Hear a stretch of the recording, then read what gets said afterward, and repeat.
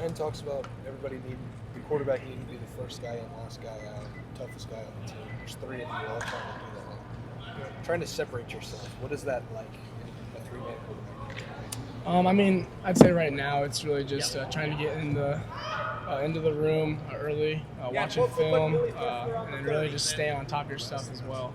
And then, I mean, also just be the guy your teammates can look up to make a play on 4th and 2 or whatever it is. So. And then I asked Julian, you guys watched Devin and Will kind of get really close last year and be really good friends, but also really good competitors. What did you guys learn from their dynamic that you guys can take into this year's quarterback competition? I'd say that really we can use each other to kind of just get each other better, I guess. And that was something that I kind of noticed with Devin and Will was just that they're always asking each other questions and always making sure that we were doing the right thing. So. Lincoln, how do you show that you're the toughest guy on the team when nobody can touch you in practice?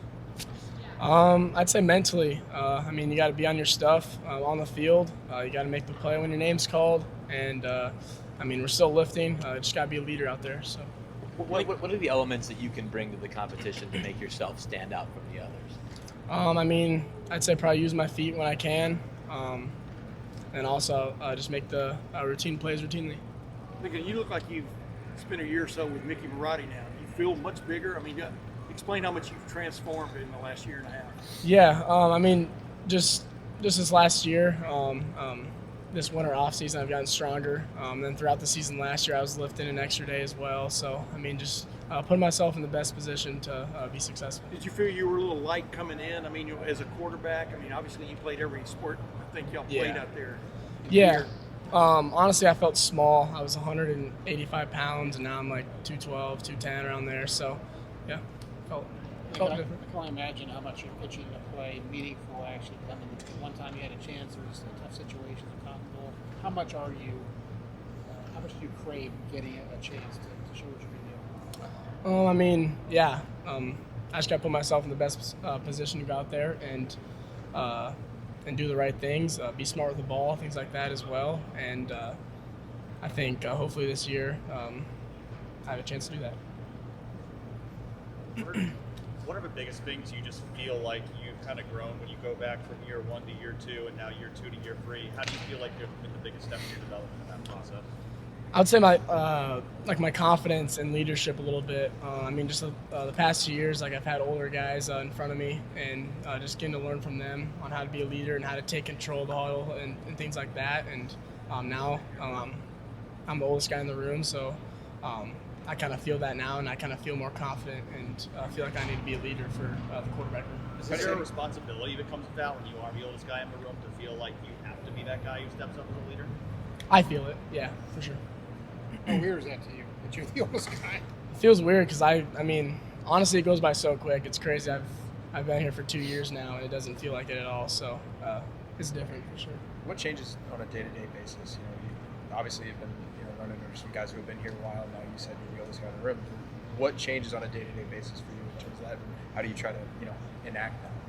Honestly, I try to keep everything the same. I try to find a routine that works for me, whether that's film, whether that's on the field, whether that's outside the woody, things like that. Just kind of stay on the track and I guess just stay locked in. So You've had 3 quarterback coaches in 3 years. That's that. I've learned a lot from all 3. So I mean, I think just hearing all the information and all the knowledge that they have on the game, I think helps me, it helps Julian, and then it'll definitely help Taylor. Was it a good thing for you though to have some continuity there with Billy staying around and becoming a quarterback coach? Yeah, 100%. What's it like just to be in that room as it changes from where it was in November to where it is now, or even a year or 2 ago? That quarterback room, just the dynamic in there. I'd say it's different. Obviously, it's new each year. We bring in different guys, and we have new freshmen come in as well. So I mean, it's different just because we all develop a good relationship with each other too. So it's different. Do you feel like there is a pecking order right now in that room? I mean, 1, 2, 3, or does it feel wide open like we're being told it is? I'd say it feels wide open.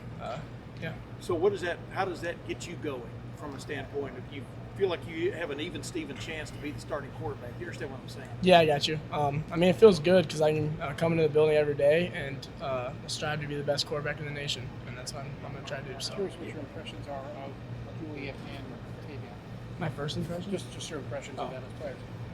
As players, they're both really talented, both really good quarterbacks. They're both really smart too, so I'm excited to see what the spring brings us. So. You've seen two like vastly different leadership styles from Kyle to Will.